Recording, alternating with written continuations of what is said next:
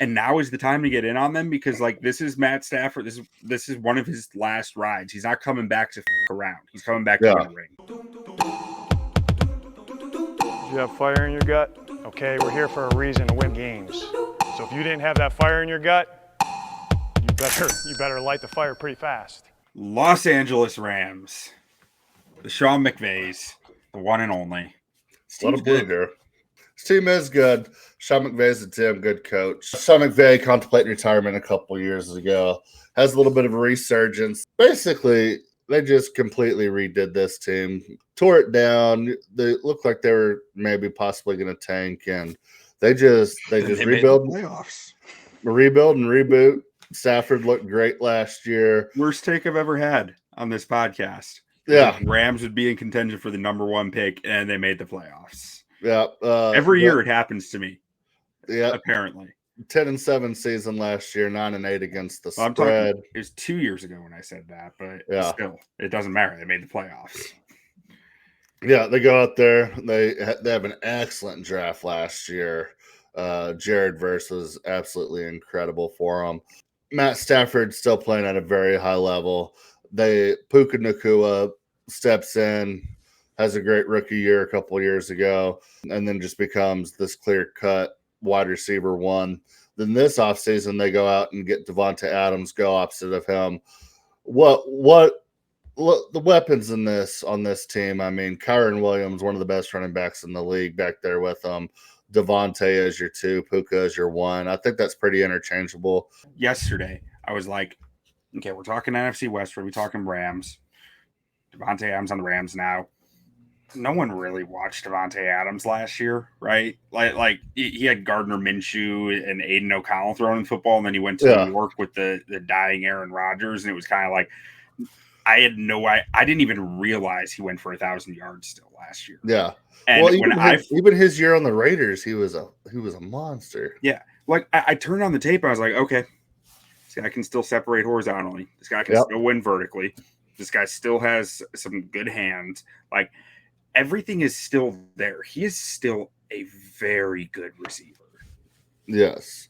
Then Tutu in the slot. Looking at this team 2025 season, I don't know if Stafford's a question. I mean, because we were talking about maybe a medical retirement last year, uncertainty about 2 years ago.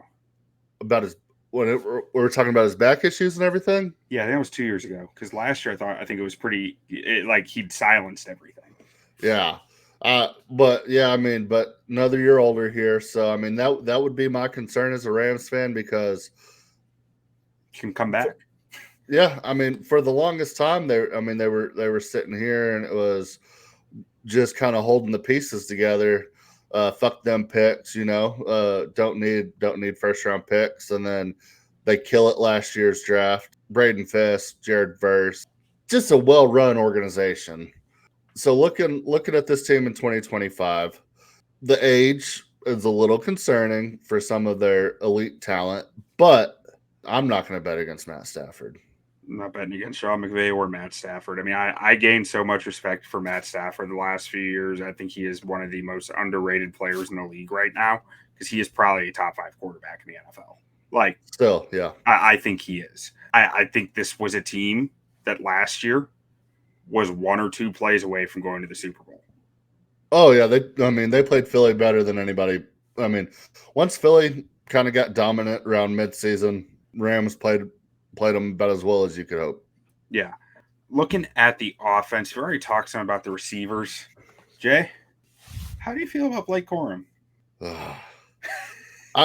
So last year, Rams fans destroyed me on this take, and like they're all up in my ass about because I said I didn't like the Blake Corum pick. My issue wasn't with Blake Corum. It was if Blake Corum's on the field, Kyren Williams isn't. Yeah, and I came around to that logic by the time the fantasy draft started because I was like, Kyren Williams is going so low, and I just can't imagine a world where Sean McVay is taking him off the field for Blake Corum because Kyren Williams is so versatile and so good. Yes, and I mean he can do everything for you. Blake Corum's fine. Blake Corum is going to be a career running back by committee guy if he finds a footing in this league. But I mean, unless Kyron goes down, I wouldn't hold much Blake Corum stock going forward. I think he'll hit free agency in a couple of years. Take him in dynasty. Like, just Yeah, if he does get a shot, he's gonna be good because it's a he's shot. gonna. Like it's gonna Yeah, work. Moving over to wide receiver, we already talked some about Puka and Davante. Tutu, I'm interested to see it. I think he's going to have an expanded role this year, being the true, like actually getting paid now and being the number 3 in this offense with the guy from KC for years. Demarcus Robinson is gone.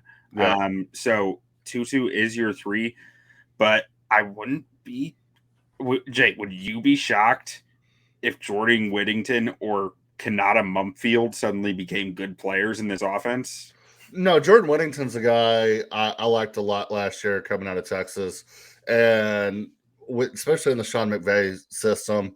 I think if he can find some footing, I think he could maybe sneak into that wide receiver 3 role with his route running ability. And Matt Stafford has always kind of been a guy that if you put in the work, he'll get you the ball. Mm-hmm. I mean, we saw that with Puka. We saw that with Cooper Kupp. We saw it in Detroit with a couple of guys. So, I mean, I think it's just as hard as you're willing to work. And Matt Stafford's the type of guy where, I mean, he recognizes it. And if you can build that relationship with him, even at the 3 spot, he'll get you 50, 60 balls. So, and especially the McVay offense where they like to spread it out, I wouldn't be surprised if Mumpfield, Whittington, even Cephas find their way getting some meaningful snaps here. Not to disparage Tutu by any means, but I think there's some absolute talent in this wide receiver room, and outside of Puka and Davante, it's going to be who wants to be out there and who wants to put in the work.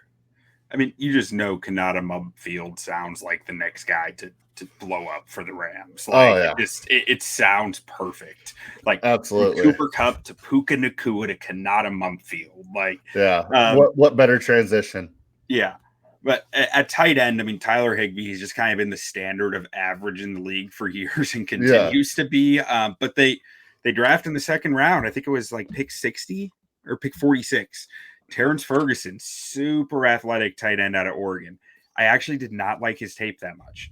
But you're telling me you're getting this athlete with Sean McVay, I suddenly start to like him a lot more. I think that it's McVay crazy. is going to find interesting ways to use him. It's crazy how opinions change once you see their landing spot.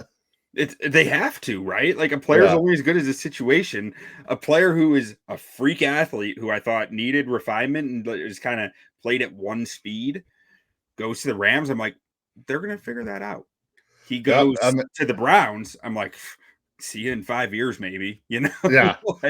I mean, exactly. And I mean, that was my argument on Blake Corum last year. I like Blake Corum going into the draft. He goes to Los Angeles. I don't like Blake Corum no more. Yeah. And then the O-line this has been one of the spots that has kind of been questionable for me in recent years. I think they've done a very nice job kind of tying it up. They always seem to figure it out. I mean, yeah. What was it last year or 2 years ago? We're talking about might be the worst offensive line in history. They played fine because they were starting like Alaric Jackson, who was a nobody back then, like a 7th round pick or something like that. And I think that their one constant was like Steve Avila. Coleman Shelton was a former UDFA back then. Yeah. Like they had all these guys who you just had no real solid evidence they could play in the NFL. And they go out there and behold, they all play fine. Yeah. Just Sean McVay, man, he's a witch. You always like to talk about depth. They got your boy Bo Limmer. I love Bo Limmer. I am surprised that they signed Coleman Shelton to starter money, because Coleman Shelton was with the Bears last year. He took a year away from LA and then came back to the Rams this year. It must have something to do with identifying protections and run blocking schemes, because I thought Bo Limmer played well enough to not be replaced by Coleman Shelton. I don't think that highly of Coleman Shelton. I think he's fine. He's like an average center to me. Yeah. But to pay him starter money was a surprise to me when you had Coleman Shelton light at home in Bo Limmer. and I love Bo Limmer's mentality, but I do realize after his first year in the league, he might just be a little light in the pants to really hold up against nose tackles, which is unfortunate because he's such an aggressive, like monstrous play style. But it's offensive line. I mean, he's got some meaningful reps. I mean, I was just shocked they replaced him. Like that was with Coleman Shelton, you know. But you're a big depth guy. I am. So they got some center depth there. I don't love their O-line depth outside of that, but again, Sean McVay has proven to me over and over that doesn't matter for him. So like they just are gonna figure it out. I like Alaric Jackson enough. I think he has some limitations. We got into the Colts episode. We talked about short arm tackles. There's some of that there with Alaric Jackson, but he manages it pretty well. He's a good athletic run blocker. Steve Avila is a monster of a run blocker. I don't like he hasn't fully come into his own in the NFL yet, but he can win with power. And that's his calling card, right? He Just sets his raw power. Raw power, yeah. Kevin Dotson similar to that. Both guys I think have some issues in pass protection. But the way that they can just move defensive lines in duo, it matters for an offense that relies on a lot of duo. And just the way they mix it up, you never know what this offense is coming at you with. I mean, that also helps out the offensive line because when you have the defense on their heels, that helps your offensive line play because with what they like to do, I mean, they're always moving guys around, putting guys all over the place. Pair that with the talent they have, really makes offensive line play a lot easier when you know what you're doing and the defense might be a little timid because I mean this team can beat you quick if you're out of position. Now I'm curious, I'm looking this up as I'm talking, how old Rob Havenstein is. He's 33.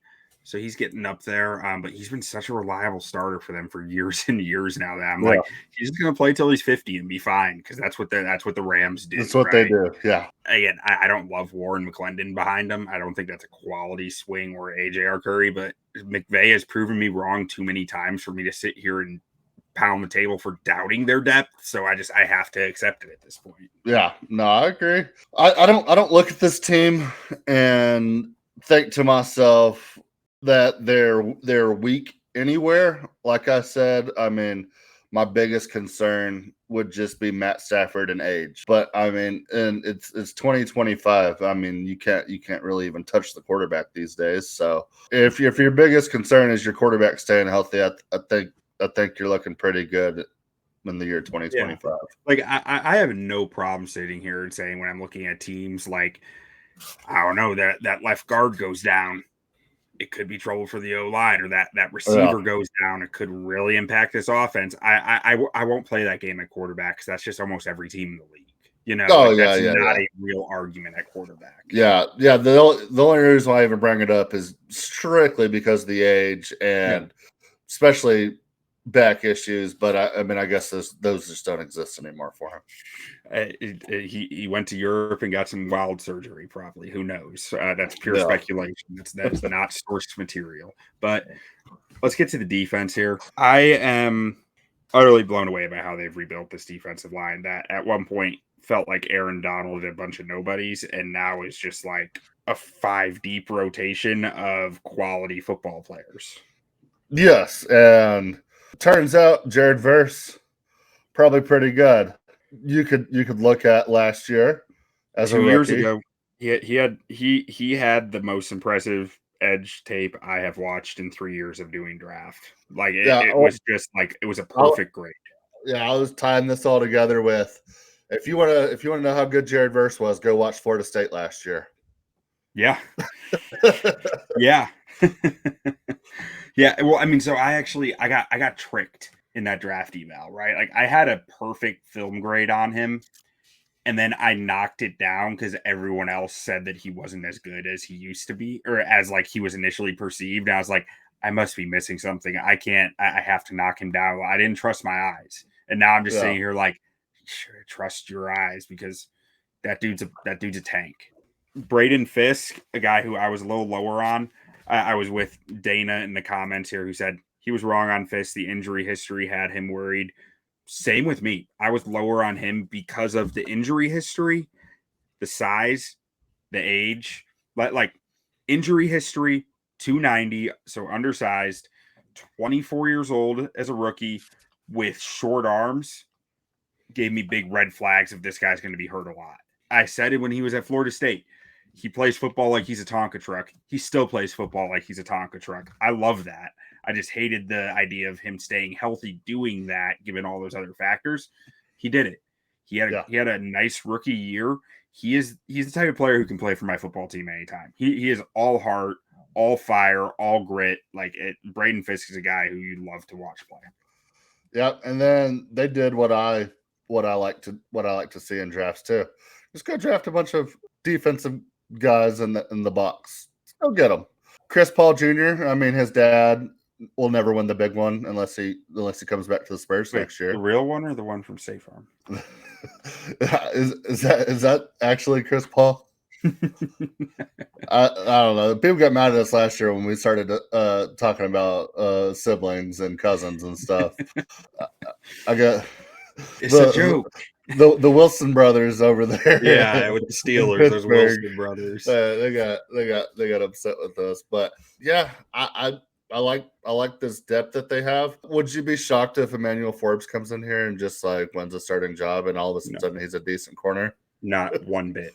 I had that thought when I was putting this together because, spoiler alert, I think their starting corners can be replaced. Yeah, I think the young guys are going to come in here and give a real battle at corner. That is the one spot on this roster I'm concerned about is corner. Before we get there, though, I do want to mention they signed Puka Nacua, who had a really nice year for the Chargers last year, and Kobe Turner might be one of the most underrated defensive tackles in the NFL. This dude is so good. This dude is such a problem. Plays with such good power. Has an urgent first step. And his hands are just constantly in action. Kobe Turner is a hell of a football player, and Byron Young, the other edge rusher, dude's got some wicked speed. I'm not sure he can really hold the edge against the run, but his speed as a pass rusher is a problem. Yeah, no, I agree. I don't know a lot about this linebacker and DB room, so I know Chris Paul Jr. a fair amount from draft. I really liked his tape. It wouldn't shock me if he took a starting job here, but I can't really tell you a lot about Troy Reeder or Omar Speights, so I'm just going to avoid it to keep any YouTube commenters from coming after me. If any of you guys are watching along and are Rams fans, tell us a little bit about Troy Reeder and Omar Speights because we have a blind spot there. Now, the defensive back room, I mean, Darius Williams has been a quality football player for him. He's I think 29 or 30 years old. So he's hitting that question mark age. He might be a little older than that. Let me see. So I looked it up, and Chris Paul Jr. is the son of Chris Paul Sr. So at least we got that right. Okay. So Darius Williams. He doesn't play in the NBA. No, it's the other Chris Paul Sr. Darius Williams is 32. So he's up there. That's a real question. I like what I've seen from Kobe Durant behind him, though. I think there's been some ups and downs there, but he's made some plays. And then, you have a guy like Jalen McAuliffe at safety. He's played some nickelback for them and had some really sick interceptions I've seen. Quentin Lake has been a solid enough nickel for them. Keller Witherspoon, I mean, he's dealt with injuries for years now. Darian Kendrick has been here for a while and gotten snaps. Again, this cornerback room, I don't really like it. I think Emmanuel Forbes, like you said, has a real chance to come in here and become a quality starter for them if he, is putting in the work. But at the end of the day, I'm sitting here just like the Rams O-line going I question their corner room every single year.